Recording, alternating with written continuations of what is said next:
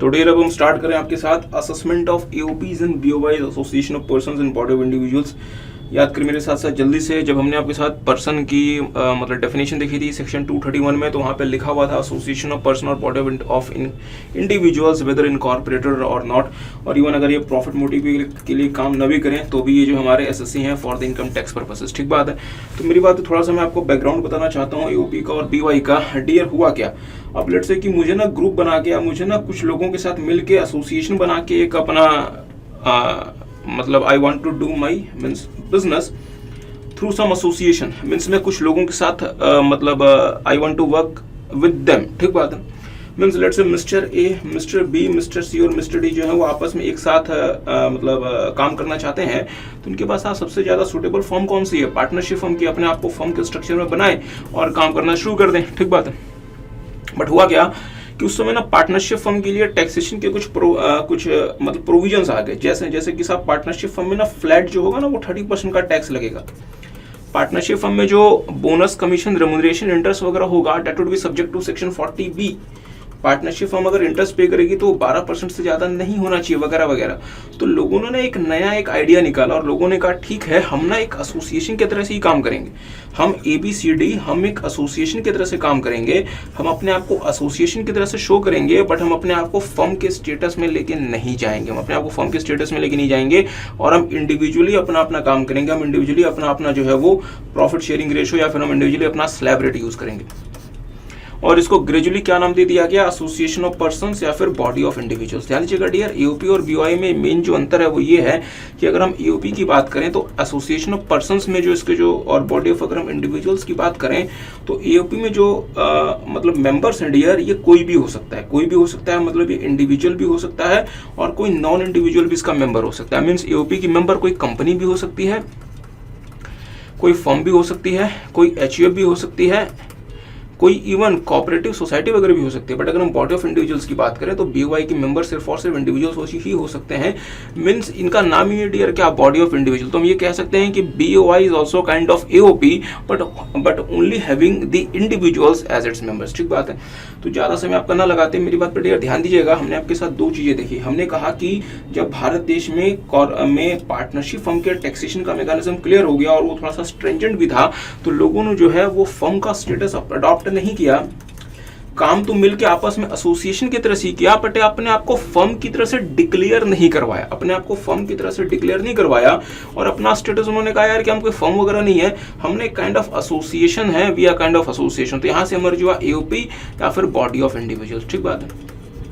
और यहाँ पे इन्होंने साहब इंडिविजुअल स्लैब बेनिफिट्स जो है वो स्लैब रेट वगैरह अपना टैक्स कंसिडरेशन करना शुरू कर दिया। तो लॉ मेकर को क्या इस चीज को थोड़ा सा रोकना था? हाँ सर, रोकना था। तो लॉ मेकर ने एओपी और बीओआईज के लिए बहुत हार्श टैक्सेशन की मैकेनिज्म बना दिए। बहुत हार्श टैक्सेशन की मैकेनिज्म बना दिए। सबसे पहला मैकेनिज्म इन्होंने क्या बना दिया? जैसे अगर हम पार्टनरशिप फर्म के कॉन्टेक्स्ट में बात करें तो डियर पार्टनरशिप फर्म अगर अपने पार्टनर्स को बोनस, सैलरी, कमीशन, रेम्यूनरेशन वगैरह पे करती है तो पार्टनरशिप फर्म को अलाउड होता है। मींस मतलब डिडक्शन के फॉर्म में अलाउड होता है under section 40B, subject to section 40B। और हाँ, इसके साथ साथ आपको सेक्शन 184 को भी आपको मतलब पढ़ना पड़ेगा। बट अगर एओपी अपने मेंबर्स को किसी भी तरीके का bonus, salary, commission, remuneration they, but the first place disallow होता है। क्यों? क्योंकि हम नहीं चाहते थे कि लोग जो हैं वो एओपी या फिर बीओआई का स्टेटस बनाए। अगर लोगों को एसोसिएशन की तरह से काम करना है तो अपने आप को फर्म की तरह से इनकॉर्पोरेट करें, फर्म की तरह से अपना असेसमेंट करवाएं। Means we don't want that people should engage in the AOP और बीओआई टाइप ऑफ स्ट्रक्चर। ठीक बात है। दूसरा हमने क्या कहा कि अगर पार्टनरशिप हम अपने मेंबर्स को इंटरेस्ट अगर पे करेगी तो वो इंटरेस्ट भी अलाउड होगा, but maximum 12% subject to section 40B ceiling limit. But AOP BOI को साहब इंटरेस्ट भी अलाउड नहीं है। इंटरेस्ट भी अलाउड नहीं है। तीसरा पार्टनरशिप फर्म के केस में जो टैक्स रेट होगा that would B 30% flat tax rate. But AOP BOI के केस में साहब जो टैक्स रेट होगा, जो नॉर्मल टैक्स रेट होगा, वो होगा maximum marginal rate. That would B maximum margin rate. और मैक्सिमम मार्जिन रेट कितना होता है आपको पता है? 30% प्लस 37% प्लस 4%। इसका मतलब हुआ 42.744% इनके ऊपर टैक्स रेट होगा। ठीक बात है। इसी तरीके से अगर हम सरचार्ज की बात करें डियर, तो अगर आप सरचार्ज देखेंगे तो पार्टनरशिप फर्म में जो सरचार्ज लगेगा वो 1 करोड़ के बाद लगना शुरू होगा, flat 12% rate. 12% after rupees 1 crore income, मतलब अगर आपकी इनकम 1 करोड़ से ज़्यादा है तो। बट एओपी बीओआई के केस में साहब जो सरचार्ज लगेगा वो आपका इंडिविजुअल एचयूएफ वाला लगेगा, जो कि मैक्सिमम 37% तक जा सकता है, मतलब अप टू 37% ऑफ सरचार्ज।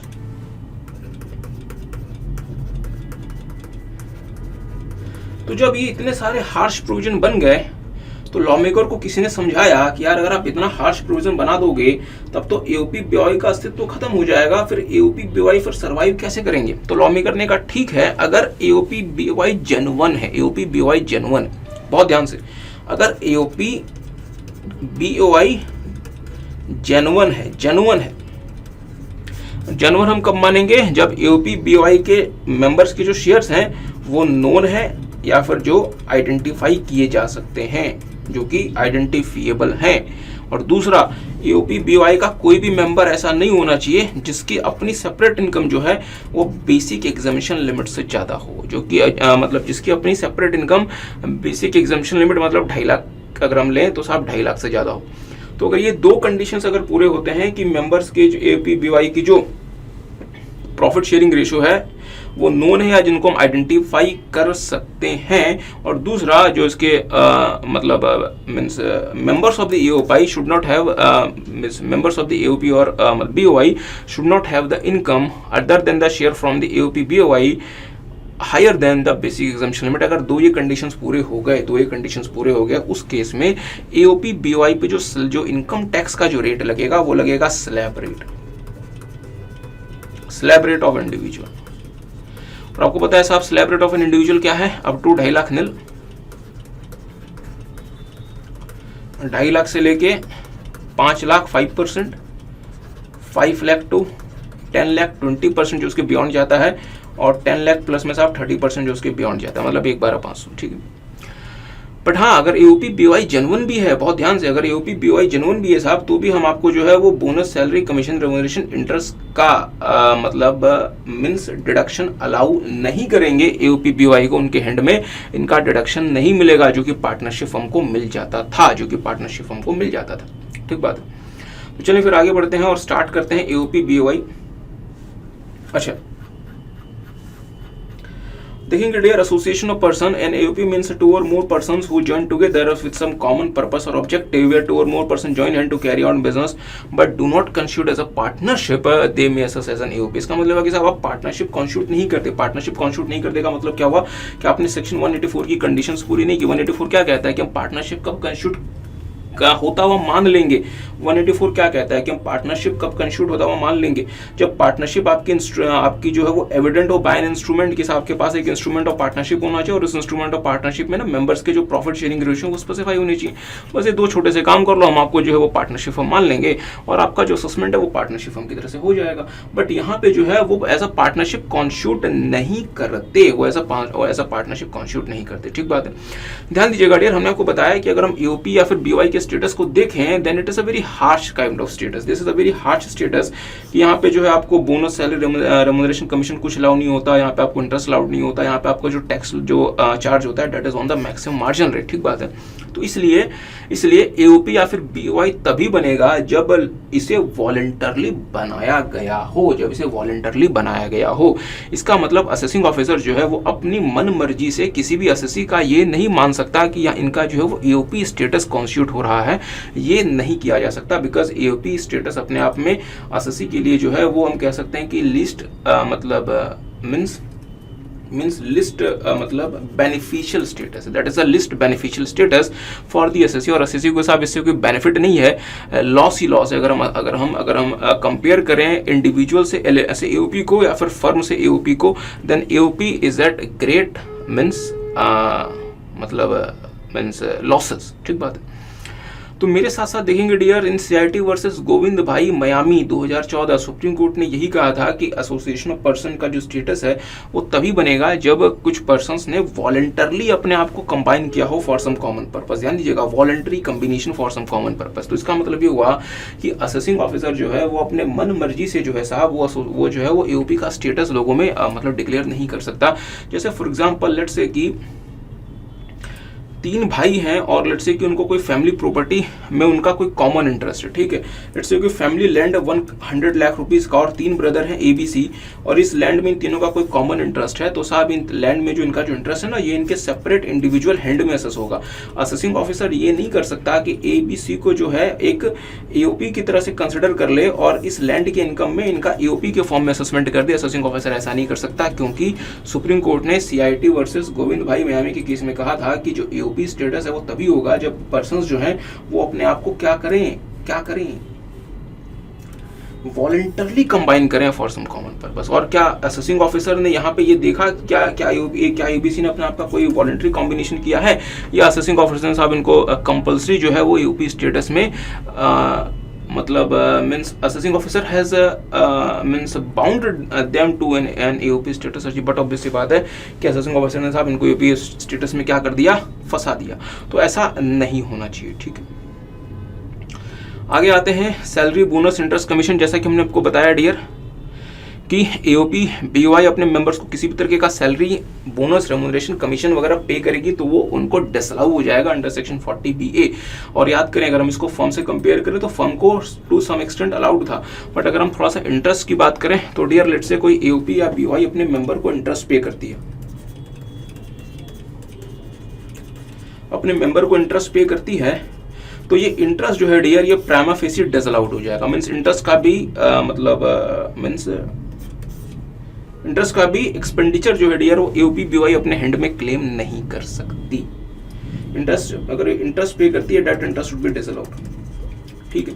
ध्यान दीजिएगा, हमने कहा यार कि हमने ना लेट्स से कि मेंबर को इंटरेस्ट पे किया है, हमने मेंबर को इंटरेस्ट पे किया है, वो 2 केसेस में अलाउड है, वो 2 केसेस में अलाउड है। तो सर आपने कहा कि इंटरेस्ट आपको अलाउड नहीं होगा। हाँ डियर अलाउड तो नहीं होगा, बट वो 2 केसेस में अलाउड है, ठीक है। पहला केस क्या है कि हमने किसी मेंबर को इंटरेस्ट पे किया, बट वो हमने मेंबर को पे किया किसी और पर्सन के बिहाफ पे, किसी और पर्सन के बिहाफ में। जैसे फॉर एग्जांपल मान लीजिए मिस्टर ए हमारे AOP के मेंबर हैं और हमने लेट्स से मिस्टर डी से कोई लोन वगैरह लिया हुआ है जो कि हमारे AOP के मेंबर नहीं है। मीन्स हमने लोन लिया हुआ है मिस्टर डी को, बट मतलब डी साहब ने कहा हुआ है कि साहब हमारे बदले का जो इंटरेस्ट है ना वो आप मीन्स मिस्टर ए को पे कर देना, ठीक है। तो फिर अगर AOP ने अगर जो ये वाला जो लोन है जो कि उन्होंने लिया हुआ है फ्रॉम डी, अगर उसका इंटरेस्ट अगर इन्होंने ए को पे कर दिया ऑन बिहाफ ऑफ मतलब डी, ऐसे सिचुएशन में, ऐसे केस में डियर फ्रेंड्स हम ये नहीं मानेंगे कि आप इंटरेस्ट किसको पे कर रहे हैं, मींस मेंबर को, और वो आपको अलाउड हो जाएगा, ठीक है। मींस आप इंटरेस्ट पे करते हैं मेंबर को फॉर सम अदर पर्सन, आपने मेंबर को तो पे किया है बट आपने किसी और पर्सन के बिहाफ में पे किया। दूसरा, आपने डियर मेंबर को ही पे किया और आपने मेंबर के लिए ही पे किया, बट लेट्स से कि अगर आपको मेंबर भी कुछ इंटरेस्ट पे करता है, मेंबर भी आपको कुछ इंटरेस्ट पे करता है, तो लेट्स से for the previous year 22-23 member ने आपको 1 लाख रुपए का इंटरेस्ट पे किया। सर मेंबर हमें किस पे इंटरेस्ट पे कर सकता है? हो सकता है कि मेंबर्स ने AOP से किसी तरीके की ड्राइंग्स वगैरह की हो, उस पे इंटरेस्ट पे कर रहा हो।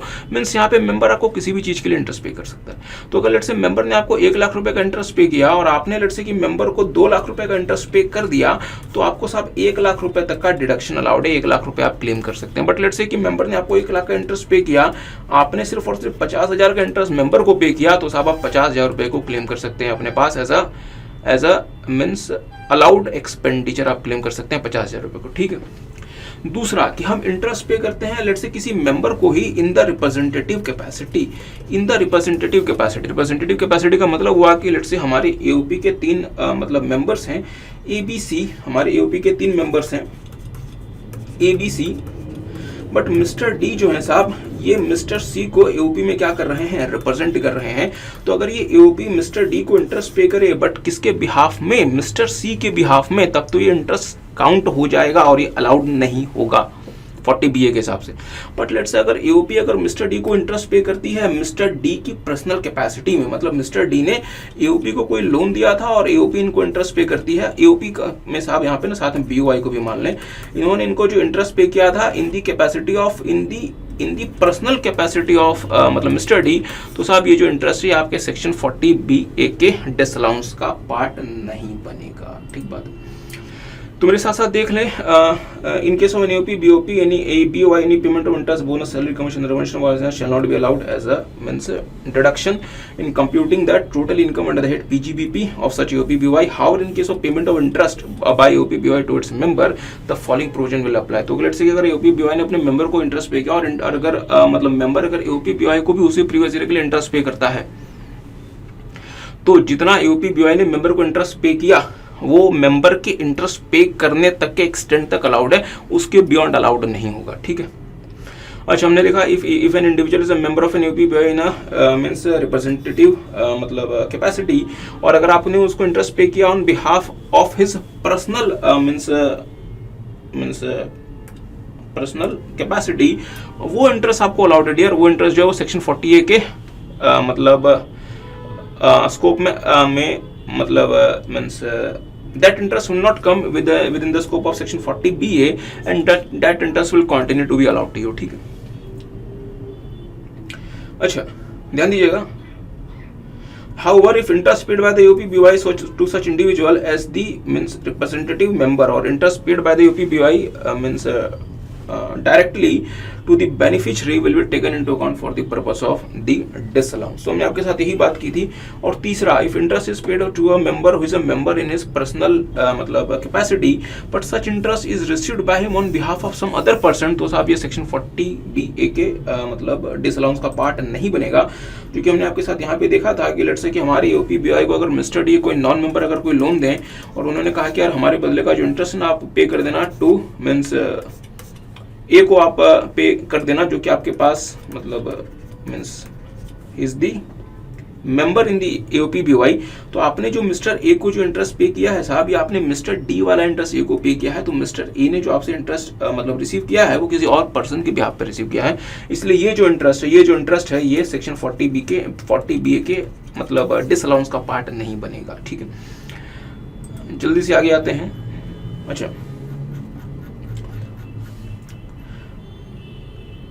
देखेंगे dear, charge of tax when the shares of members of the AOP BOI is unknown और इनडिटरमिनेट। तो मेरी बात पर डियर ध्यान दीजिएगा। हमने आपको बताया था कि अगर एओपी बीओआई जेन्युइन है तब तो हम वहां पे लगा देंगे कौन सा इनकम टैक्स रेट, जो कि इंडिविजुअल का स्लैब रेट होता है, हम वो लगा देंगे। ठीक बात है। बट इसके अलावा बाकी सारे केसेस में हम एओपी बीओआई में क्या लगाएंगे, मैक्सिमम मार्जिनल रेट। और लेट्स से कभी कभी क्या होता है कि हमारे एओपी बीओआई का कोई ऐसा पार्टनर या फिर मतलब मींस मेंबर है जो कि साहब liable to tax at a rate higher than the maximum marginal rate. Let's say कि एक एओपी में एक ऐसा मेंबर है जो कि हायर है, जो कि मतलब subject to tax at a rate higher than maximum margin rate. Sir ऐसा कौन सा पर्सन होगा जो कि at the rate subject to at the rate higher than the maximum margin rate होगा। अगर आप मेरे साथ साथ डियर मैक्सिमम मार्जिन रेट देखें वो कितना है, 42.744%। अब लेट्स से हमारे एओपी की मेंबर एक फॉरेन कंपनी है, जिसकी लेट्स से कि टोटल इनकम लेट्स से जिसकी है साहब लेट्स से 12 करोड़ रुपए, जिसकी टोटल इनकम लेट से 12 करोड़ रुपए है। तो आपको पता है डियर फॉरेन कंपनी के लिए टैक्स रेट क्या है, 40%। चूंकि इनकी इनकम 10 करोड़ रुपए से ज्यादा है तो इनमें सरचार्ज लग जाएगा 5% और इनमें 4% का लग जाएगा हेल्थ एंड एजुकेशन सेस। तो मुझे बताएंगे फिर इनकी इफेक्टिव इनकम टैक्स का रेट कितना बना, 40% प्लस 5% प्लस 4%, ये बना 43.68% समथिंग। ठीक बात है। तो so which is higher than the maximum margin rate. तो अगर हमारी एओपी की मेंबर अगर लेट्स की कोई ऐसा मींस मतलब पर्सन है जिसकी खुद की जो इनकम टैक्स जो उसके ऊपर जो मतलब मींस इंपोज होगा that would be at a rate higher than the maximum margin rate. ऐसे सिचुएशन में डियर हम एओपी के भी जो इनकम है हो सकता है कि हम उस हायर रेट से हम लायबल टू इनकम टैक्स करें। और नॉर्मल केसेस में एओपी बीओआई की जो इनकम होती है that tax at the rate of maximum margin rate except the AOP is a means genuine AOP. और मतलब जेन्युइन एओपी कब होता है, जब एओपी बीओआई के मेंबर्स के शेयर्स क्या हो, नोन हो या फिर जिनको आइडेंटिफाई किया जा सके। और दूसरा कोई भी मेंबर ऐसा नहीं हो जिसकी खुद की इनकम मींस मतलब personal income that should be higher than the basic exemption limit. मतलब आप बेसिक एग्जम्पशन लिमिट मान सकते हैं डिफरेंस 2.5 लाख रुपए या फिर 3 लाख या 5 लाख ऐसा केस में भी। ठीक है। अच्छा, तो मेरे साथ साथ देख लें share of the members of the AOP BY in the total income of AOP BY. अगर ये शेयर है, अगर आपके नोन है, अगर शेयर नोन है या जिसको आइडेंटिफाई किया जा सकता है, या फिर अननोन है जिसको आइडेंटिफाई नहीं किया जा सकता, तो ध्यान दीजिएगा डियर, अगर ये शेयर नोन है, अगर ये शेयर नोन है मींस मेंबर्स का शेयर नोन है और साथ में no member has a total income excluding a share in AOP BOI exceeds the basic examination limit. तो अगर ये जो दो कॉम्बिनेशंस बनते हैं, बहुत ध्यान से, ये जो दो कॉम्बिनेशंस बनते हैं, ये वाले, ये जो दो कॉम्बिनेशंस बनते हैं, ये हमें हिंट करते हैं कि एओपी बीवाई जो है वो जेन्युइन है।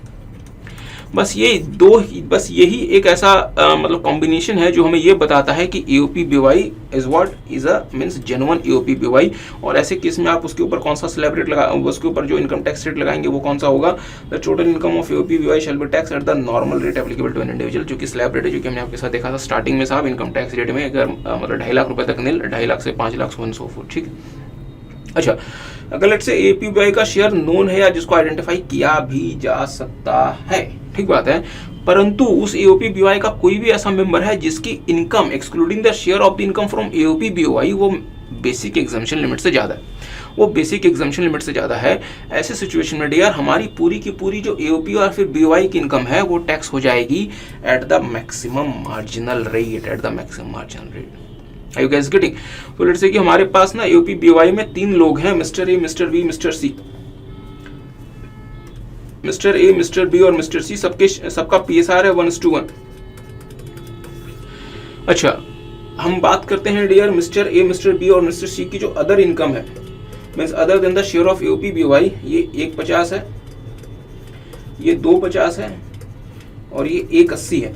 तो मुझे बताएंगे क्या हमारे सारे के सारे मतलब मींस मेंबर्स की income other than the share of the AOP BY क्या वो बेसिक एग्जम्पशन लिमिट से ज्यादा है? नहीं।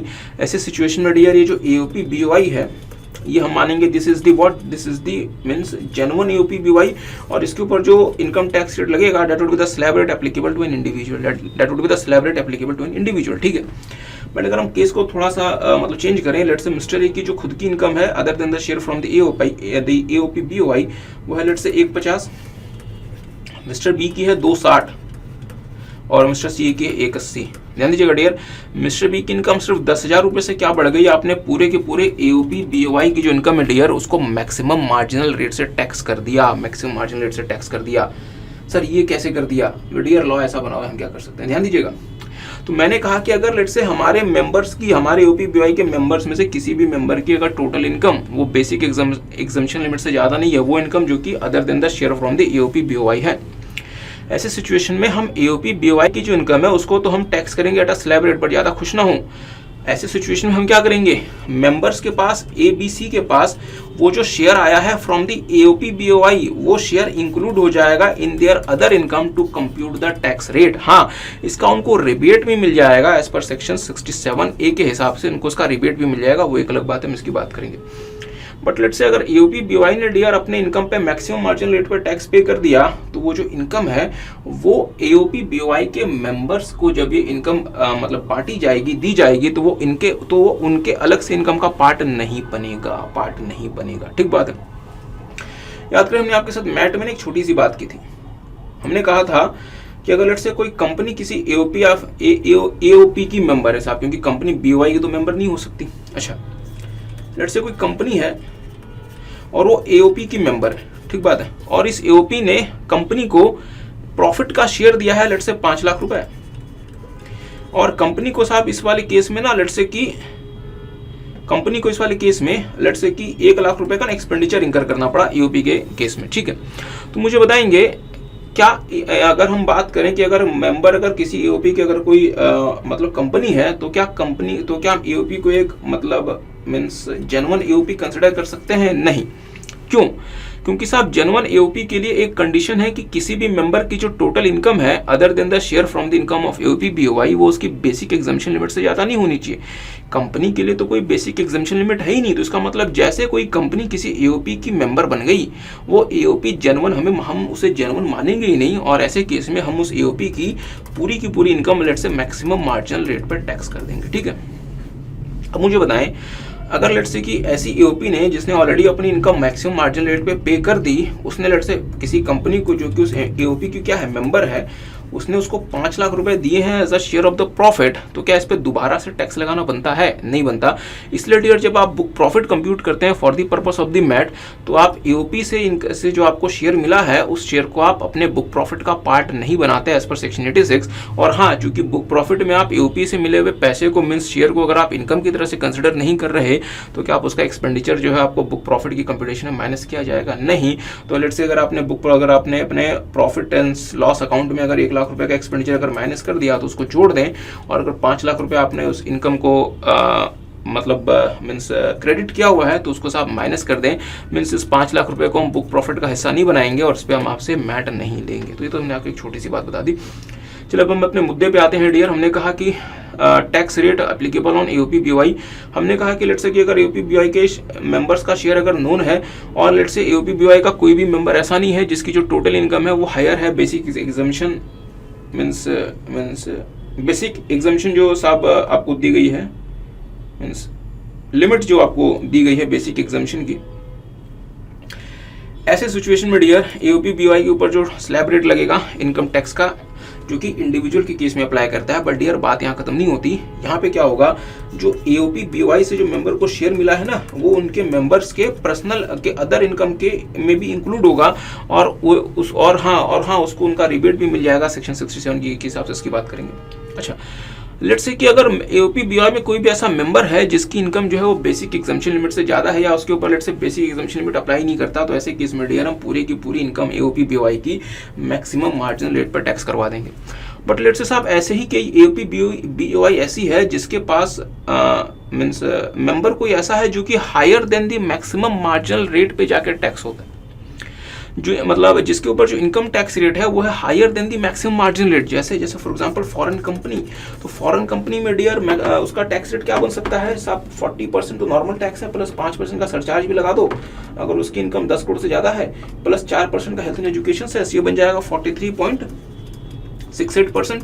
तो लेट्स से किसी एओपी बीओआई किसी एओपी की, क्योंकि अगेन बीओआई के तो साहब फॉरेन कंपनी मेंबर नहीं हो सकती, किसी एओपी में अगर फॉरेन कंपनी में अगर उसकी मतलब मेंबर है, तो ऐसे केस में क्या होगा कि यदि उस एओपी के मेंबर्स का शेयर नोन है तो मेरी बात पे थोड़ा सा ध्यान दीजिएगा, जितना पोर्शन उस फॉरेन कंपनी का शेयर है उस पे साहब एओपी को उस हायर रेट से टैक्स देना पड़ेगा, और जो बैलेंस है बैलेंस पे मैक्सिमम मार्जिन रेट से टैक्स देना पड़ेगा। ठीक बात है।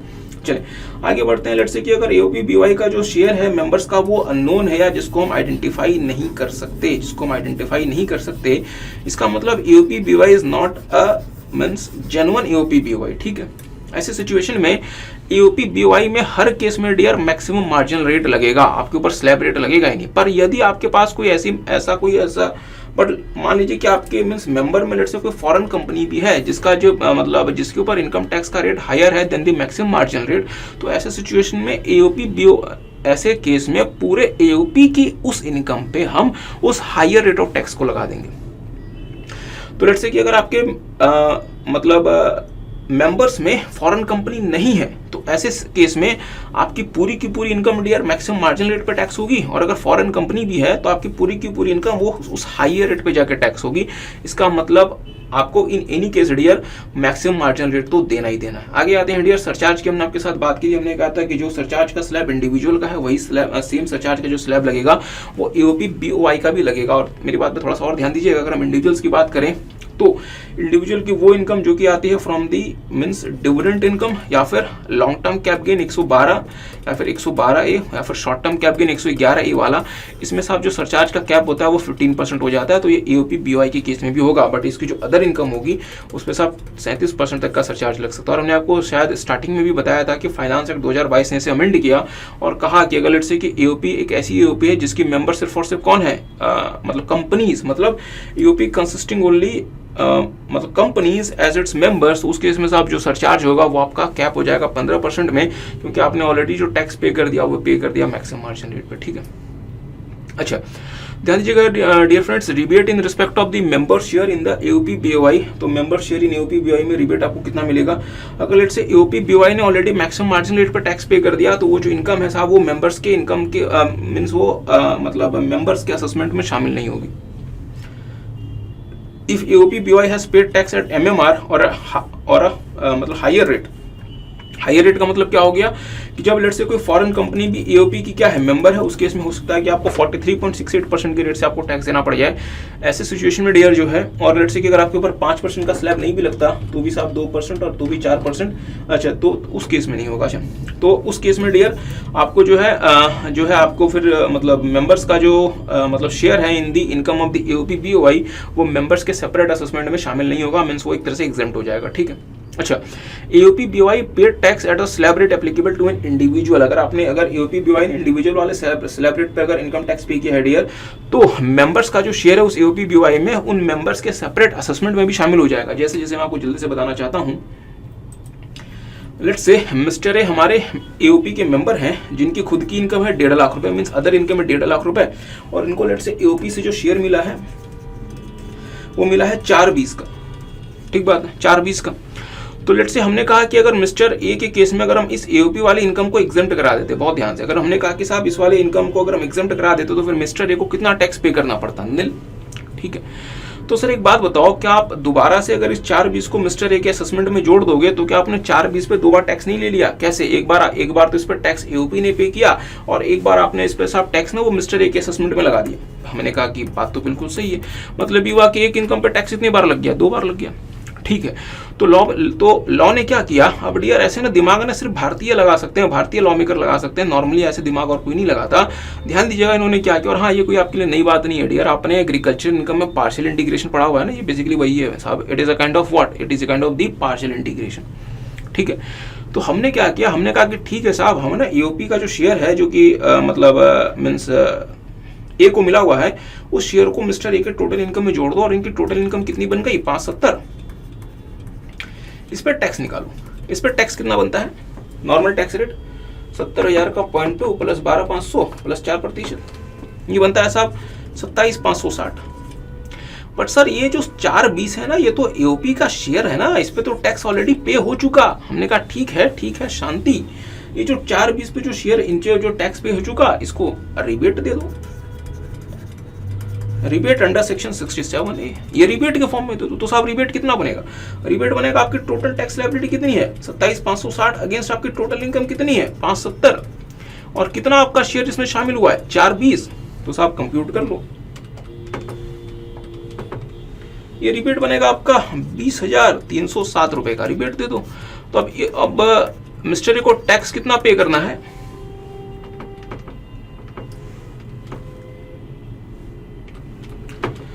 मिस्टर ए को टैक्स पे करना है साहब 7,253। तो मुझे बताएं ये सारा का सारा कुछ करके मैंने क्या कर दिया? मैंने ये कर दिया डियर कि मैंने मिस्टर ए की अदर इनकम को, ये वाली इनकम को जो कि लायबल टू टैक्स नहीं थी, मैंने साहब इनको हायर स्लैब रेट से इस पे मैंने टैक्स लगवा दिया। You guys getting? और मैंने जो है वो एओपी का जो शेयर था मैंने उसका रिबेट दे भी दिया। इसके बावजूद मिस्टर ए की मैंने टैक्स लायबिलिटी कितनी आइडेंटिफाई करवा दी? 7250, जो कि वर्चुअली इनकी टैक्स लायबिलिटी नहीं बनती थी, क्योंकि ऑलरेडी 4/20 पे एओपी ने टैक्स पे कर दिया। तो हमने क्या किया, हमने साहब उस 4/20 को हमने मतलब ये हुआ कि मिस्टर ए का जो एओपी में जो इनकम का मतलब शेयर था, हमने उसको वहां से लिया, मिस्टर ए के अदर इनकम के असेसमेंट में ऐड कर दिया। उससे हमने मिस्टर ए के अदर इनकम को हायर स्लैब से लगवा दिया, उसके ऊपर टैक्स लगवा दिया, और हमने 4/20 का मिस्टर ए को उस टैक्स अमाउंट से रिबेट मतलब means we have given him the rebate, और अकॉर्डिंगली मिस्टर ए का जिसकी टैक्स लायबिलिटी नहीं बनती थी, हमने उनकी टैक्स लायबिलिटी आइडेंटिफाई करवा दी। सो साहब इस तरीके के जो माइंड है वो सिर्फ और सिर्फ इंडियन लॉ मेकर्स लगा सकते हैं और कोई जनरली नहीं लगाता। So this is the rebate, this is the concept of rebate under section 67A, और हमने आपको एवरेज रेट ऑफ टैक्स में दे दिया अंडर सेक्शन 111। तो मैं एक बार आपको सेक्शन देख लेता हूँ, या मैं 86 हम आपको पढ़ा रहे थे, एक बार फिर से आ जाए। चले तो इस बात को फिर से देख लें।